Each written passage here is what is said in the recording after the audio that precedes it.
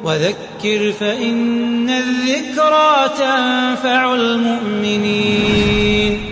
Dijokamkan, diajari harus murni lillah karena Allah, dan diajari juga jangan sampai, maksudnya diajari juga jangan sampai bid'ah, khurafat, syirik, takhayul. Apakah itu bukan termasuk tauhid katanya? Maka kita jawab satu, iya, tapi judulnya tok. Apa judul itu? Maksudnya tidak digali ilmunya. Sama dengan Quran hadis yang dipelajari, ngakunya murni, mangkul, tapi rujukannya tidak ditunjukkan mana yang Anda pakai. Kalau itu memang mangkul, nakli, menukil dari ucapan para ulama. Quran hadis, tapi cara mempelajarinya tidak mengikuti para ulama, tidak mengikuti Mekah Madinah, tidak mengikuti Mekah Madinah. Sama dengan pembicaraan bid'ah, khurafat, syirik, takhayul, digembor-gemborkan di mana-mana, bahkan itu jadi nasihat pokok juga. Tapi saya katakan itu baru judul. Judul itu apa? Baru kalimat pembukanya. Mau dibuktikan? Iya.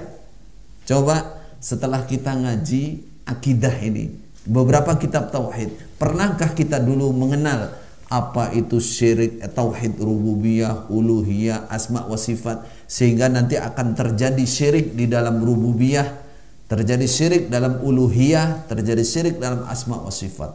Apa itu rukun iman, bagaimana penjelasannya, rukun Islam bagaimana penjelasannya, bagaimana bab ini, pernah nggak? Jawabannya tidak pernah. Nah, itulah yang kita katakan bahwa di jamaah jokam tidak diajarkan tauhid, tidak diajarkan, tidak diperinci sebagaimana Mekah Madinah atau sebagaimana para ulama as-salafus saleh. Bagaimana dengan ayat yang dibacakan sama? Iya memang, tapi saya katakan itu baru judulnya, belum dipersungguh isinya. Bagaimana yang namanya dipelajarkan itu? Yang namanya dipelajarkan, Qurannya dibuka, tafsirnya dibuka, hadisnya dibuka, kitab tauhid contohnya dalam Sahih Al-Bukhari dibuka, syarahnya dijelentrehno, diterangkan, ditunjukkan cara-caranya. Nah, itu satu kalau memang pakai Quran dan hadis. Yang kedua, memakai kitabnya para ulama yang sudah membukukan itu berdasarkan Quran dan hadis. Pertanyaannya, adakah seperti itu? Dijawab dulu, jawabannya tidak. Tidak ada. Tidak ada rincian contoh, terus ayatnya ini, syiriknya dalam masalah ini belum ada. Belum ada. Makanya kita pastikan, kenapa saya tahu? Ya saya memang dulu memang gurunya mereka. Karena memang belum diajarkan. Seperti yang saya tirakan kemarin, Tauhid Muyassar itu dulu waktu kami baru datang berapa bulan dari Mekah, minta izin untuk diajarkan. Yes, ajarkan terbatas dulu di Pakubumi. Ternyata di Pakubumi yang ikut itu ada beberapa orang semacam dia petugas untuk neliti ini ngomong apa ini. Ngomong apa iki? Podo ndak, sama enggak dengan Mauludin, sama dengan Salafi, sama dengan dia cari kata-kata mengkafir, mau berani mengkafirkan orang di luar Jokam apa enggak ini. Nah, kalau sudah ketemu dicatat, dilaporkan, geger. Akhirnya apa? Kitabnya ya juga insya Allah juga belum khatam, belum selesai, dan kitabnya juga sebagian sudah mungkin mereka simpan atau mereka buang. Sudah tidak ada kesannya seperti itu. Ulama paling atas, paling top, baru diajari tingkat dasar saja sudah sudah nggak mau. Bagaimana kalau hanya judul-judul? Semua orang di luar, ustadz-ustadz, kiai-kiai tahu, ngerti masalah syirik, takhayul. Kalimat itu ma'ruf, cuman nggak dikumpulkan, kadang-kadang terpisah. Khurafat biasa, Anda saja yang menulikan diri karena memang tidak boleh dengar dari siapapun. Di Mekah Madinah super dibahas. Syirik itu apa, diperinci, kitabnya mana, ayatnya mana. Dalam kehidupan contohnya apa, perpecahan umat mulai kapan, dalam masalah akidah, masalah tauhid ini. Siapa yang berpecah belah, apa dasar mereka, semua dipelajarkan. Dijawab tidak, maka bisa kita garis bawahi tidak dipelajarkan. Karena apa? Karena baru judul saja.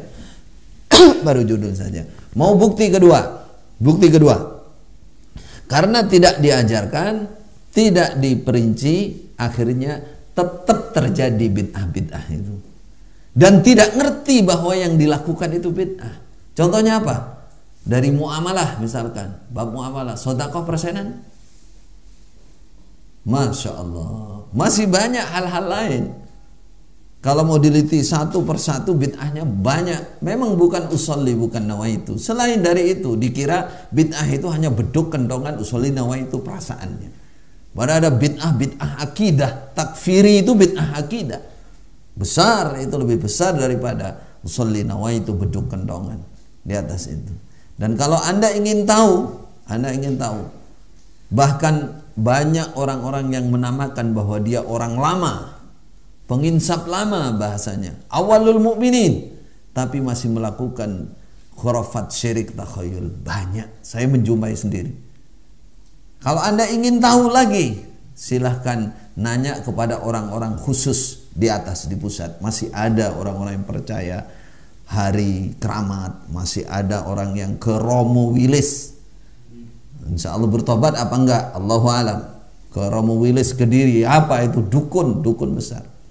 Masih ada percaya kepada tebak menebak. Di mana? Silahkan Anda datang dan teliti, tapi jangan terang-terangan. Jangan nanya siapa di sini yang ke Romo Wilis, siapa di sini yang percaya ini. Jangan.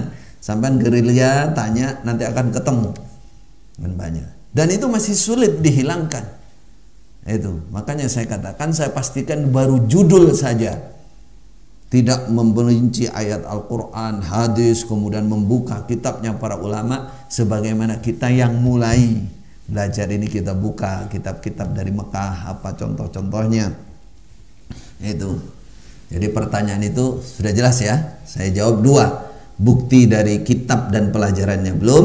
Kemudian kenyataannya masih banyak melakukan bid'ah, khurafat, syirik, takhayul tanpa disadari, tanpa sadar bahwa itu perasaannya benar, tapi sudah masuk ke ranah bid'ah, khurafat, syirik dan takhayul. Wal iyadu billah. Nah.